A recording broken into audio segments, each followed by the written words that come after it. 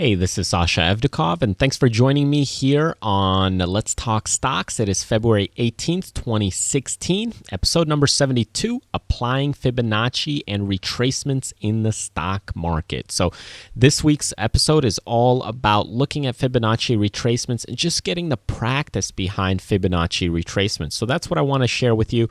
If you're new to the stock market, then you might not want to really do a ton of practice on Fibonacci just yet, until you have the volume down, until you understand how stocks move, the behavior. You might want to take a look at one of the other courses that I have available, and then get into Fibonacci. Now, I did go over the stock market today in the critical chart, specifically on what's going on here with the spiders and the SPY, along with the market in general. Right now, we had a nice pop from these lows over here at the 182 level, and that is in part due to hitting this support level. I talked about this on the last week's rapid recap or Let's Talk Stock sessions, where we could be bouncing at this price level. Really, I was looking at the lows from the January 20th, and we came right into that. And bounced right with that OPEC announcement, and we were also slightly oversold. So we came in, we bounced, and in part, if you look at the volume, you can see right here the previous swing lows here on these volume bars, where the biggest amount of trades happened here was 506.6 million on these swing lows. We tried to break it on 286. It didn't happen. We tried to break it on 219. It didn't happen, so we're going to take them higher. So we'll see if the market rejects at this price level. You're basically watching this 1930 or the 1950 level as key levels, and if it breaks through that, you'll see the 2000 level, but if it rejects it, you could see it come back to retest this 1810, 1812 level. So keep those levels in mind as you're going through the market. But if you want to see the more in-depth lesson recap about these stocks, then take a look at your critical charts account on the website, which I went in detail today about it. In either case, today what I want to do is talk about these Fibonacci retracements, because stocks, they don't go straight down, okay? They don't go straight down, even though sometimes it feels like they go straight down. Like right here, it seems like we went straight down, but really we had a few pops in there. We even had a pop over here from January 19th to February 3rd. So we had some pops in there that do happen, and you have to be nimble about how these pops move, react, behave in the market. And Fibonacci is just one of those levels. It's a guide that you can use in order to give you some insight, of what is a healthy pop, what is a healthy move for that stock, what is a healthy retracement for that stock. And you use it as a guide, putting it together with volume, putting it together with the price, the action, and along with your other support and resistance levels. You use it all together. And if you're new to the markets, I'm just going to share some insight with you on some practice behind it. But really, for the people that have the course, you understand how it works and functions. So this will be a good practice session on how to apply it to the current market charts and how to use it. So you don't need to put full emphasis on Fibonacci levels or Fibonacci retracements. Use them as a guide. I would put more emphasis on the volume. I would put more emphasis on the charts, on the way the stock is moving and acting. Use that as a more important value for making your trading decisions. However, you still want to look at Fibonacci to see, okay, which move on a retracement or a pullback is healthy. Because then that allows you to see, okay, what's real, what's not real, what's normal, what's not normal. So let's just start with Amazon.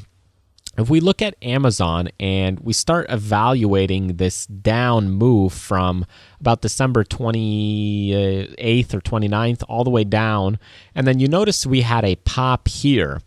And if you were short during this time and then you had this pop come in, you probably were really scared that this pop came in, because you don't know. If you don't know what's healthy or what's not, then it's probably very scary because, okay, well, you're in a short position now. This stock is popping, especially here on that day, which it popped, a good 30 points to the upside.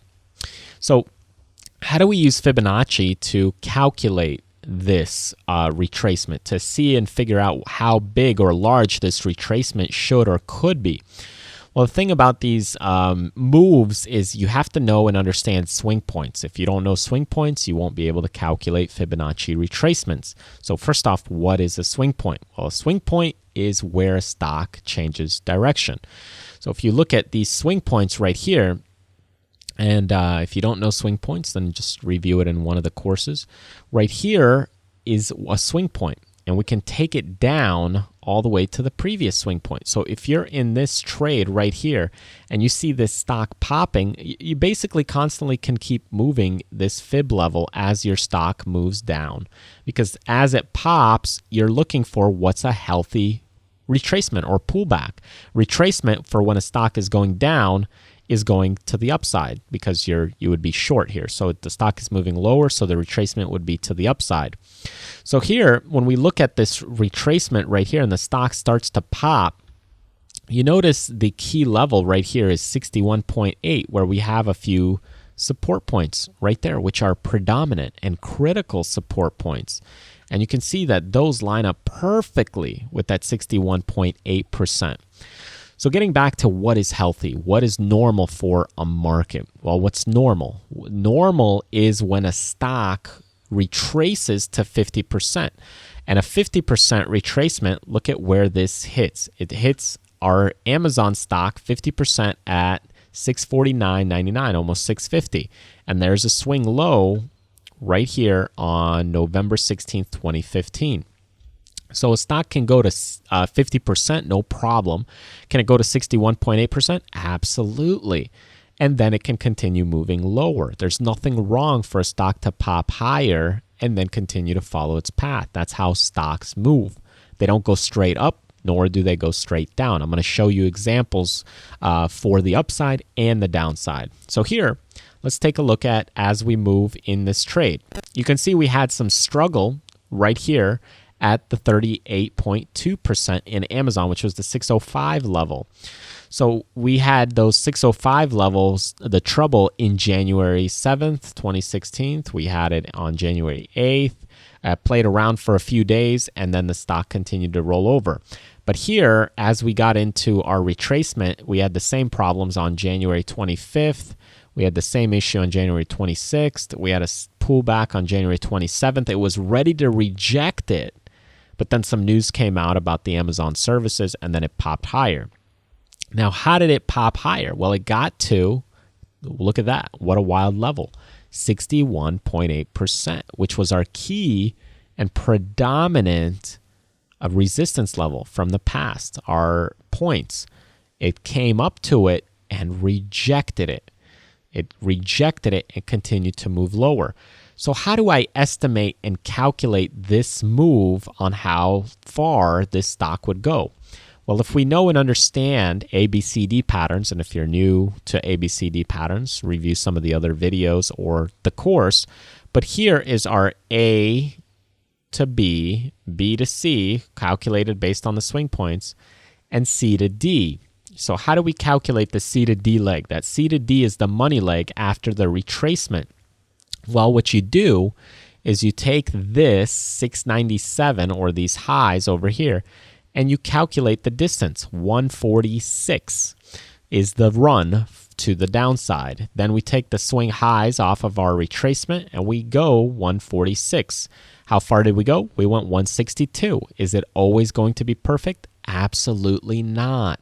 Similar to how if you look at the support line or the retracements line, they don't hit them exactly perfect, just like you don't arrive to dinner at exactly 6 o'clock on the dot with 0 seconds on the seconds handle. Instead, it might be 6:01, it might be 5:58 if you want to be early and on time, then you're going to arrive early. So the same thing here. People are constantly trying to buy the stocks at the cheapest, lowest price and sell them at the highest price, okay? Or they're trying to sell them at the highest price and buy them back at the lowest price. And as you drag these things across, you notice how these things work out.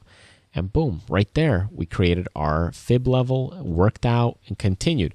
So now what happens here? As we draw this to the next level, you can see that if we draw the fib level from January 28th all the way to the swing point of February 8th, that downward move in Amazon from, what was that, 640 level all the way to 475 level, we had a pop to the 38.2% level, and now it's potentially rejecting. Now, it's not fully rejecting yet until we continue moving, but this is a guide. It shows that there's weakness at that level. Could it still get to the 555 price level? Absolutely, without a problem. Why? Well, that also is a swing point from the previous swing point. Look at the previous swing point low of 547 right there, which was our B point, A to B point.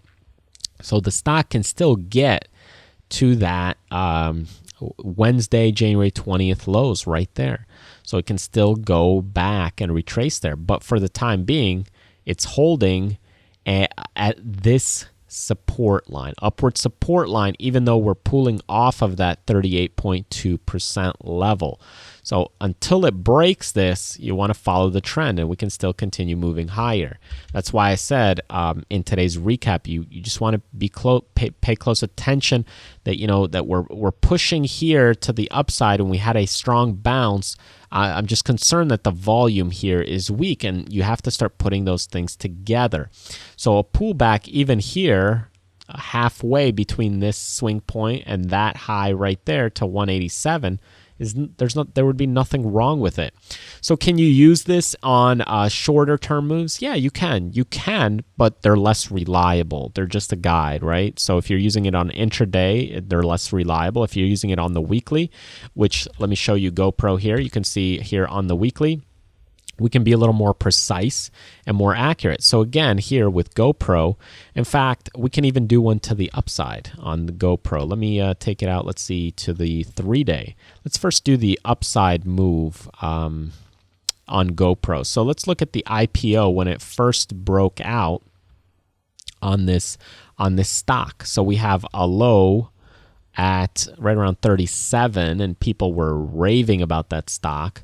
So what I want to do to calculate this Fibonacci retracement is I'm going to take it from these lows, pop it all the way to the high. So the lows here were $38, all the way to about $71 was where we had our first pullback slightly. Let's just see if we can zoom in closer a little bit right there. And you can see here on this stock, what did we do? We had a pullback to the 23.6%. So we didn't have a serious pullback, but we had a small pullback from, September 12th, 2014, all the way to September 19th. We had just a small pullback, and we continued to power higher. So if we calculate that distance, A to B, 33 points, calculate it from C to D, about 33 points, and then look what happened. We got to this highs, we had a double top, and the stock rolled over. And here again, we had A to B, B to C, C to D. Okay, so those moves is how those stocks move and act and behave. Let's look at a 4 or 5 day here on GoPro and look at the downward action. And when I first did this in the members section here early in 2015, talking about the lows for GoPro, even for me it was a little shocking to project this. But here, when we look at this GoPro and we look at the fib levels, what happened was as you look at these multiple day retracements, what you're doing is you're taking those highs that we had in October of 2014, and now you start seeing this stock continue to move higher. And the stock moves higher. You can see the volume all the way from 2014 to 2016 basically is moving lower and lighter. It continues to get weaker. Just look at the moving average of that volume. It continues to get weak. So as the stock powers higher and we draw the fib levels, Fibonacci retracement levels from these highs that we created on September 30th and October 8th, you'll see that stock coming back down to right around the $38. So even if you miss that full run, there's nothing wrong with that. You just now are watching that retracement. That stock is powering higher on lighter volume, which means it's probably going to pull back. So the first area where we had some trouble was right here at the 38.2%, which right there was at $60. Okay, so that $60 level was trouble. And the stock tried to sell off and more shorts were getting into that stock. It didn't really do it, I don't believe. Yeah, we didn't do it because it continued to move a little bit higher beyond that and nearly got to right around the 50% level.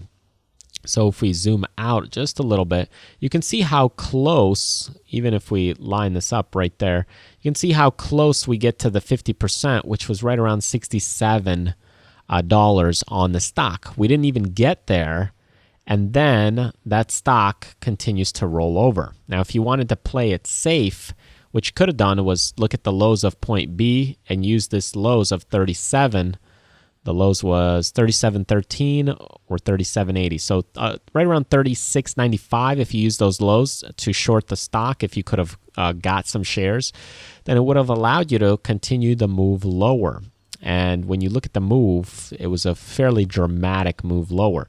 So to calculate that move, when you calculate the ABCD move, notice how the move from here to here, you have a 61-point move. And if we calculate it from the C to D, if we go 61 points, that would put us right around $4.55. Now, we haven't reached that yet, but that stock at $10-12 just a few months ago or a few weeks ago was still a fairly large move and nearly hitting that projected move. So now it starts becoming either a value play or you could see some more trouble.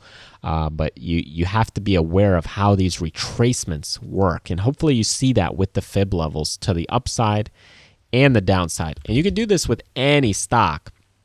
I could do it on a Tesla stock. If we take it to the upside, if you're looking for bullish moves from swing lows here to here, okay, so we took it from 2013 all the way to the end of 2013 on Tesla, coming in from the lows of $37 all the way to the highs of $195. Then that pullback to 50% went to $118, $117. The lows right there was $116.10, $117.93. So $116.10, that stock came back right there.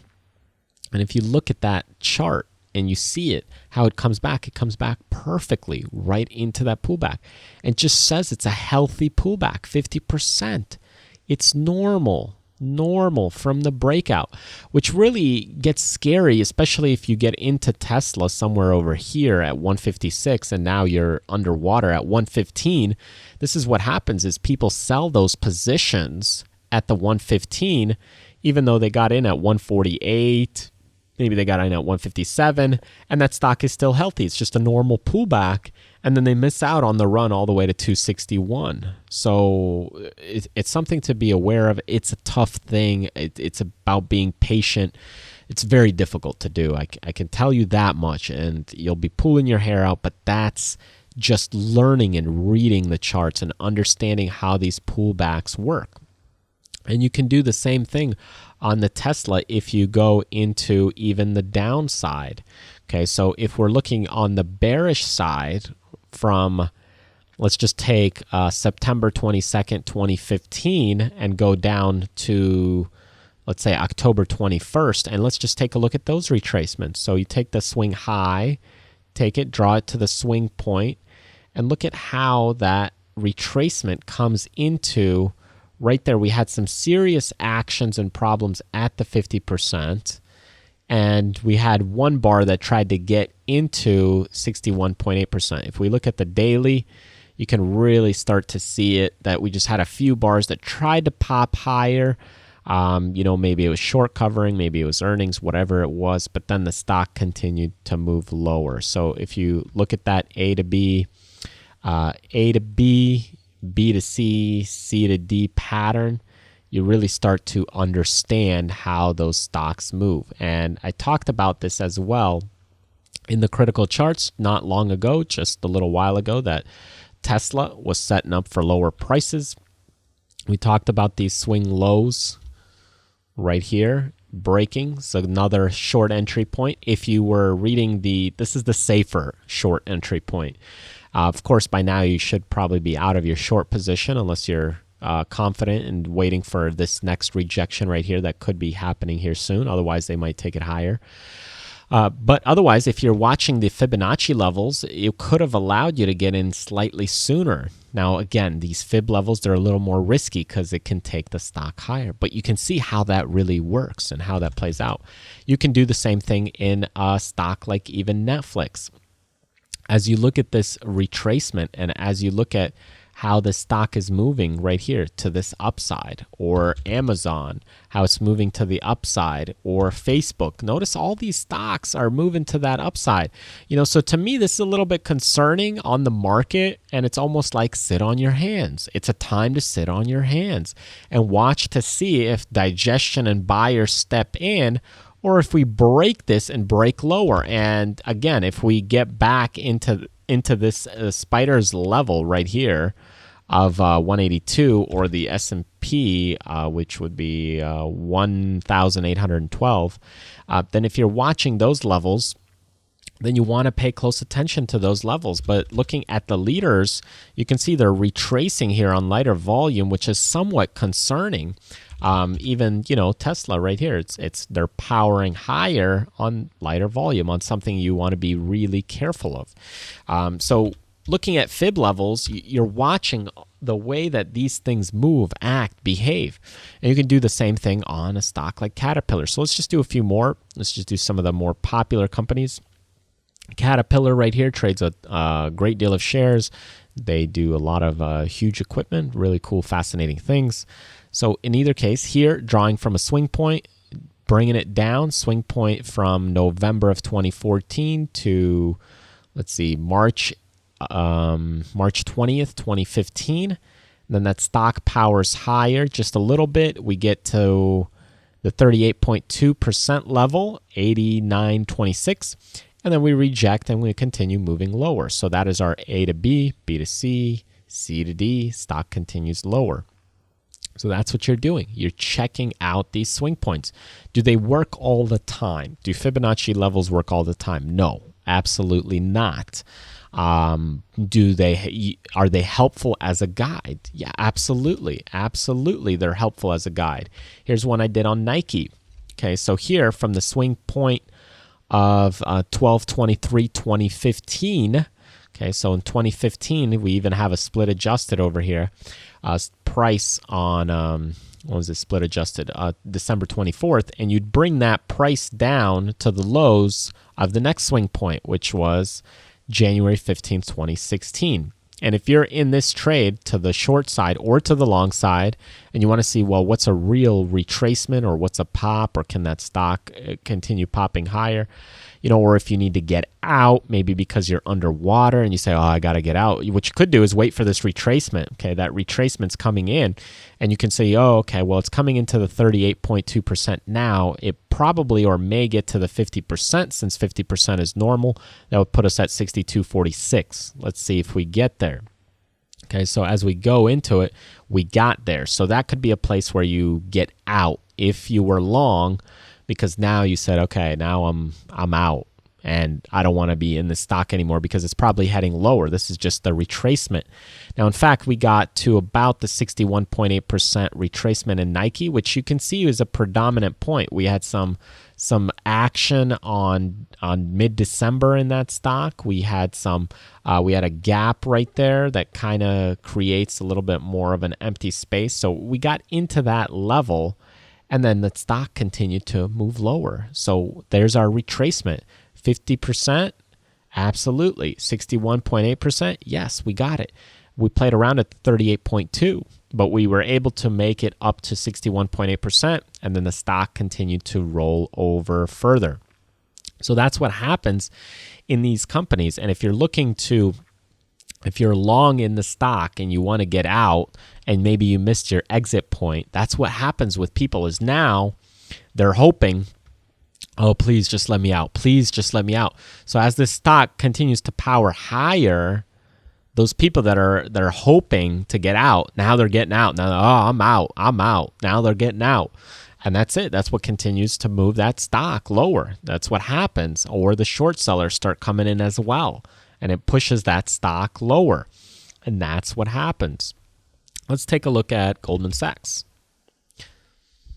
So here, again, one more. You can see it clearly defined right here on the weekly chart. If we draw it over here, what you may first end up doing is drawing from the swing point to the lows here. That stock got into the 38.2% and rejected it. Then it continued to move lower. So we had from June 26, 2015, all the way to Friday, August 28th, 2015. We then tried to pop the next few weeks, got into September, and we rejected higher prices. Okay, then as we continue to move lower, my new swing low would be over here. So now what happens? Okay, so as time moves forward, I look at this stock. We get up to 61.8%, right around the $200 level, predominant level. We get up into that. We reject it, nearly perfect right at that level, and that stock continues to move lower. And you can see the A to B, B to C, C to D moving perfectly right there. So what happens after the ABCD pattern? Well, you either get a consolidation, you get a pause, you get a pop, those kinds of things. So be mindful of what's going on in the markets right now. For the smaller term, my prediction is we could take things higher to this 199, 200 price level. So we could take things up to here. And if we don't do it soon, we might actually get a rejection. So right now, it's actually more of, wait and see what happens, be patient, look at the next few days. We talked about it last week that we had some popping action here, which we were already oversold. But now we're on the short term, we're slightly overbought. So you could see 1 or 2 more days of kind of sideways move or not really much happening. The Dow Jones today really, what do we do? 40 points, which was nothing relative to the volatility we've had previously. So for the time being, just wait. If we clear this line, you're going to go higher. If we reject it right now, we're not breaking it through. We're not rejecting it, but we're starting to reject it, but it's rejecting it on light volume. So this is what's concerning me is that we pushed into it with 135. We rejected it with 102. So that means we could be building more energy to the upside for the small term. The longer term, still stocks are overpriced, and you need to see more volume, more than about 300, 400, 500 million on the spiders to break this level right here, because we had 506 million over here and we had a bounce on August 24th, 2015. So right here, we tried to break it with 219, but we just didn't have enough strength. So what you want to do is just watch this level, watch these couple of key levels, and see where we play in this range. So for the time being, you might get a little pop to the upside, but if not, you're going to see it slowly taking these things out and rejecting those prices and then testing this level again. We could be in for a little sideways move, similar to how Wynn over here, Wynn Resorts, we had, here's the sideways move on the Wynn. You can see right here, we've been moving sideways on Wynn, and we're starting to break. Those of you that had the charts, this was in there. We were watching it, and boom, there it is, taken off. Next day, moving higher. So this one was basing and consolidating for the last 5-6 months, and now we're at $78. So if you're in this stock, use this line as a stop, and hope you followed those critical charts. This was a nice pop, and as it gets into these higher prices, you want to take some profits, especially as it gets into those 90 levels. But that's what I'm talking about, is when we look at the spiders, what we could do is move sideways, or the market itself could move slightly sideways here, just like that. and ping-ponging, building energy one way or the other. So for the time being, sit on your hands or hold on to your positions, take profits into strength, be mindful, be nimble, and watch how things are moving into these areas. If they press into it higher with more volume, it's going to break it higher. If it starts rejecting and selling off with higher volume, you're going to sell off further. And then as we get lower, if it comes in and volume starts to decrease, it's like taking the foot off the gas pedal, then we'll bounce again. So that's what happens. So you're watching these levels to see how far away we are from one point or the other based on the volume, based on that gas. All right, so I hope this video was helpful about Fibonacci levels. If it was a little over your head or it was a little too much, then just take a step back. Take a step back, focus on the volume, focus on the price, focus on the basics, the fundamentals. This is more of an advanced thing. Don't let it overwhelm you. Step back, learn the fundamentals, learn the basics, then get back into it and continue to learn, continue to study, continue to practice. For me, doing these videos, working on the books, it actually helps me to continue to learn, to educate myself. And you should always continue to learn, continue to evolve yourself, and continue to practice and get better at it. And, what you want to do is do this with 200 to 500 stocks. This is what I did with these Fibonacci levels. I would pick a stock. It could be a random stock, like right here, an Adobe or something like that.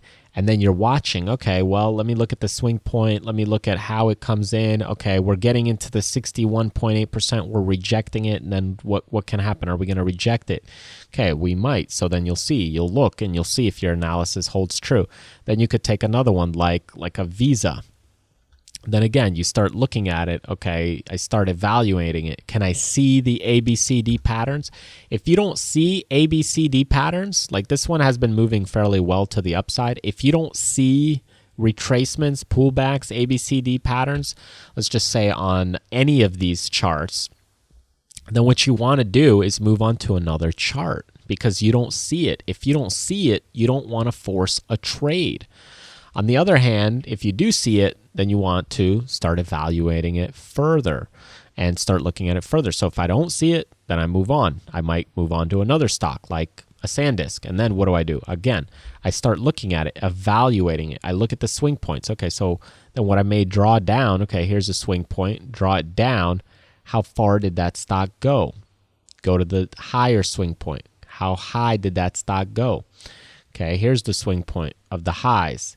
You start looking and playing with this. Okay, this one basically got into the 50% and rejected it. And if you can't identify the swing points, this is what may happen is you start identifying these points in between and they don't work out really well. So you need to identify the swing points. And the easiest way to do that is look at the weekly or the longer term charts, and it's just looking at the direction changes. Swing point high, swing point low, coming in right there. If you take another chart, same thing. We go into the daily, we take a swing point high, we take a swing point low, we get into it right here, 38.2% on Royal Caribbean, and that stock rejects it. Okay, so that's what you do. If you do a smaller retracement, I don't know how well this will work. I usually don't do it on these smaller retracements. Let me see if it works. Normally, in theory, it's supposed to work, but I don't like looking at the intraday with Fibonacci levels. I mean, you still get a retracement of 38.2% here, and then the stock comes and rolls over if we look at the intraday on Royal Caribbean. But, take a look at the weekly if you're just starting out. Take another stock, like ESRX. Okay, so this stock, for example. So here, again, we take swing high, go to swing low, and we get the retracement. This one was a super serious downdraft. So could that have an issue on it? It could. So then you use the next best guide, a next swing point change. And then right here, you start looking at, okay, this was our next key predominant support level. And if we zoom in on, let's say, a 3-day, you can see we come into right here at 61.8% level, right at the 88, 89 level. So again, remember, this is just a guide. It's not to be, use the volume more so, because look at the volume right here. It's going to tell you if things are going to roll over and break. High volume means it'll break right there. Look at that simple straight line. Broke on volume. Stock continues moving lower, and boom, that's it. Fibonacci is just another tool for your toolbox. All right. Thanks again for joining me. Hope you enjoyed your week so far. If you were short and you didn't take profits and you took some hits this week, just clear your mind, trade a little lighter, get some confidence a little bit back. Remember that the journey is a long journey, and you don't have to make $1 million in a day. Just continue trading it. Enjoy the quality of life. It's about quality of life. And if you're enjoying it, continue doing it. Even if you make an extra $50 a day, $100 a day, $500 a day, whatever it is. That most people, I believe it's 72, 79% of the world lives on less than $10 per day. There's a lot of people that live on less than $10 per day. So if you can just simply make an extra $50 a day, or $100 a week, or $500 a week, or $500 a month, just use that as a quality of life. Improve your quality of life. Enjoy your life and make the most of it. All right. Thanks again for joining me. I will have a few more great things coming up for you guys in the next couple of weeks. Putting together, as we release the new Tuesday videos, it's actually going to compose and create another little mini free course for getting started in trading in the stock market. And have my story coming out here probably next week, just to share with you probably next week on the Thursday session, and that way you get some insight onto how I really got into trading, really in detail, in depth, the things I've done in the past, and the step-by-step process of the things I've traded as well, and how I went into swing trading, day trading, options, and all these different things. So keep an eye out for that. Still working on the options course. Definitely got a little bit behind here with because of just the markets, the way they have been, and focusing on this volatility. I really had to manage my trades, adjust my trades, and focus on the trading more this last month. So that slowed me down, but we do have more than 9 or 10 hours filmed already, and just continue to film more of it as I can. So just continuing to work on that as I make progress in it. So it's my number one priority of my outside tasks besides trading. So thanks again. Enjoy the rest of the week and have a great weekend. I will see you next time.